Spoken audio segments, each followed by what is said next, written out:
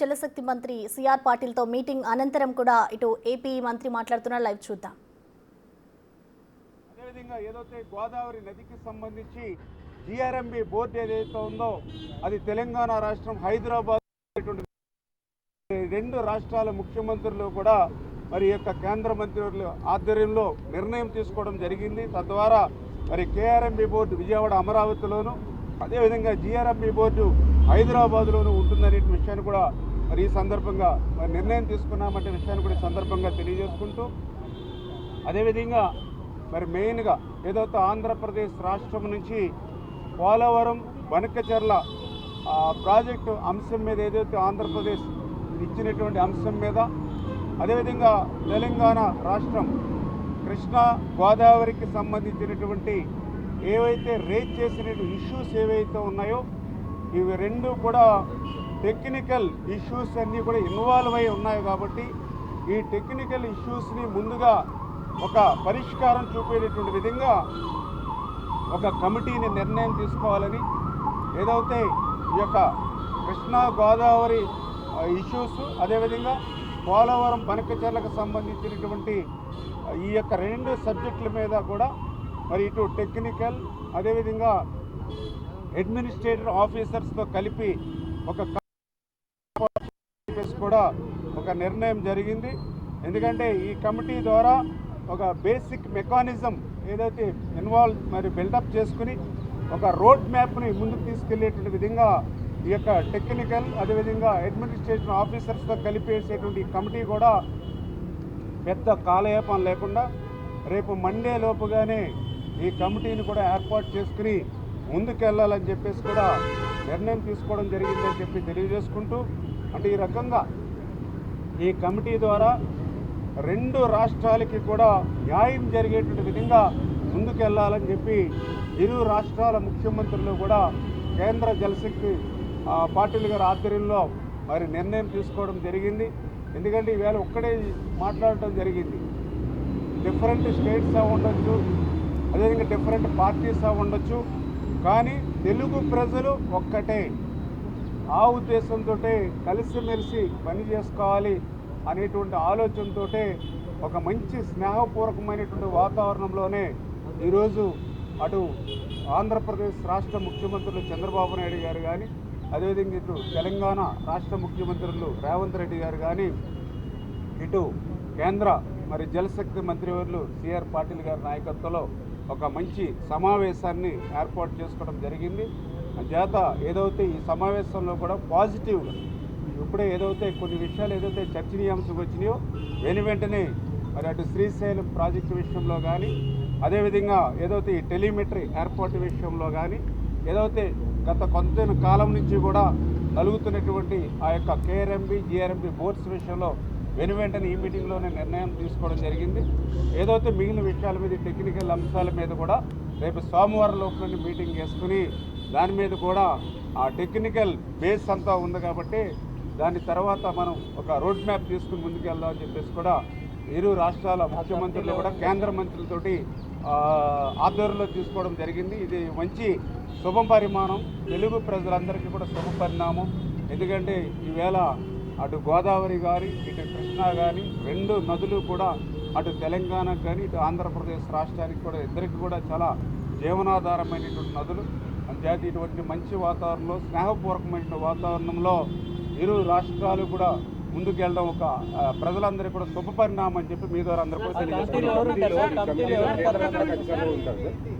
ఏదైతే ముందుగా ఈ కమిటీకి సంబంధించి అటు ఆంధ్రప్రదేశ్ ఇటు తెలంగాణకు సంబంధించినటువంటి ఎవరైతే టెక్నికల్ సంబంధించినటువంటి వారు అదేవిధంగా అడ్మినిస్ట్రేటివ్ ఆఫీసర్స్ కూడా ఇన్వాల్వ్ అయి ఒక కమిటీని రేపు సోమవారంలోనే అంటే సెంట్రల్ గవర్నమెంట్ వారి యొక్క ఆధ్వర్యంలో ఈ యొక్క కమిటీ ఉంటుంది. ఈ కమిటీ ఏదైతే రేపు సోమవారం లోపల ఆంధ్రప్రదేశ్ రాష్ట్రం నుంచి ఎవరు ప్రాతినిధ్యం ఉంటారు అదేవిధంగా తెలంగాణ నుంచి ఎవరు ప్రాతినిధ్యం ఉంటారు అనేది రేపు సోమవారం లోపల ఈ కమిటీలో ఉండేటువంటి మెంబర్స్ ఎవరైతే అంటే అటు టెక్నికల్ కానీ ఇటు అడ్మినిస్ట్రేటివ్ ఆఫీసర్స్ నుంచి కూడా తీసుకుని ఆ కమిటీని కూడా మీకు ఏర్పాటు చేస్తామని తెలియజేస్తున్నాం. అంటే ఏదైతే ఇప్పుడు ఈ టెక్నికల్ అండ్ ఆఫీసర్స్తో కమిటీ ఏదైతే ఏర్పాటు చేస్తామో ఇదంతా కూడా టెక్నికల్ ఇష్యూస్ ఉన్నాయి. ఎందుకంటే ఏదైతే గోదావరిలో మరి ప్రతి సంవత్సరం కూడా 3000 టీఎంసీలు ఏదైతే వృధాగా పోతూ సముద్రంలోకి పోతుందని చెప్పాము, ఇటువంటివి ఆ రికార్డ్స్ ఇవన్నీ కూడా వెరిఫికేషన్ చేసుకోవడం, ఇట్లాంటివన్నీ కూడా టెక్నికల్ ఇష్యూస్. అదేవిధంగా కృష్ణా గోదావరి ఉన్నాయి కాబట్టి అందుకనే ముందు టెక్నికల్గా అటు తెలంగాణ ఇటు ఆంధ్ర బోత్ స్టేట్స్ నుంచి టెక్నికల్గా మనం కూర్చుంటే ఒక రోడ్ మ్యాప్ చేసుకుంటే తర్వాత అప్పుడు ఇద్దరు రాష్ట్రాల ముఖ్యమంత్రులు మళ్ళీ కేంద్ర జలశక్తి మంత్రివర్గంతో మళ్ళీ ఒక అవసరమైతే అది ఈ టెక్నికల్గా ఒక నిర్ణయం వచ్చిన తర్వాత దాన్ని అవసరమైతే ఇంకొకసారి మళ్ళీ ఇరు రాష్ట్రాల ముఖ్యమంత్రులు అదేవిధంగా కేంద్ర జలశక్తి మంత్రి ఆధ్వర్యంలో మీటింగ్ జరుపుకోవడమా లేదంటే ఎపెక్స్ కౌన్సిల్లో మీటింగ్ తీసుకోవడం అనేది నిర్ణయం తీసుకోవడం జరుగుతుంది. ఎజెండాలో మీరు పెట్టిన అంశాలు ప్లస్ వాళ్ళు 13 అంశాలు పెట్టినగా అంటే వాటి మీద ఈ రోజు అసలు డిస్కషన్ జరగలేదైతే మొత్తం ఏదైతే మీ మీద చెప్పడం జరిగింది, ఏదైతే మనం పోలవరం బనకచెర్లకు సంబంధించినటువంటి ఏదైతే ప్రాజెక్టు మీద ఆంధ్రప్రదేశ్ రాష్ట్రం ఇచ్చినటువంటి agenda, at the same time ఏదైతే కృష్ణా గోదావరి యొక్క నీటి లభ్యత మీద తెలంగాణ ఇచ్చినటువంటి అంశాలు ఏవైతే ఉన్నాయో వాటన్నిటి మీద చర్చ చేసిన తర్వాతే ఇందులో టెక్నికల్ ఇష్యూస్ ఇన్వాల్వ్ అయి ఉన్నాయి కాబట్టి ముందుగా టెక్నికల్ పీపుల్ అదేవిధంగా అడ్మినిస్ట్రేటివ్ ఆఫీసర్స్ తోటి కమిటీ వేసుకొని ఒక రోడ్ మ్యాప్ మనం ఏర్పాటు చేసుకున్న తర్వాత అప్పుడు మనం మళ్ళీ ఒక మీటింగ్ ఇరు రాష్ట్రాల ముఖ్యమంత్రులు కేంద్ర జలశక్తి ఆధ్వర్యంలో మీటింగ్ పెట్టుకోవడం, లేదంటే 2016లో ఒకసారి స్టేట్ బైఫర్గేషన్ అయిన తర్వాత మరి ఎపెక్స్ కౌన్సిల్ మీటింగ్ జరిగింది. తర్వాత మళ్ళీ 2020లో ఒకసారి ఎపెక్స్ కౌన్సిల్ రెండో మీటింగ్ జరిగింది బైఫర్గేషన్ తర్వాత. అప్పుడు పరిస్థితిని బట్టి అవసరమైతే మూడవసారి ఎపెక్స్ కౌన్సిల్ మీటింగ్ పెట్టుకుని ఆ మీటింగ్లో నిర్ణయం తీసుకుంటామని చెప్పి తెలియజేసుకుంటాం. అంటే త్వరితగతిని పూర్తి చేయాలనేటువంటి ఆలోచన. అందుకే కమిటీ కూడా కాలయాపన లేకుండా వితిన్ వీక్లోనే మనం మండేలోనే ఆ ఎగ్జిక్యూట్ చేయగలుగుతూ ఉన్నాం. దానికి కూడా ఇమ్మీడియట్లీ కాలయాపన లేకుండానే నిర్ణయం తీసుకోవాలి.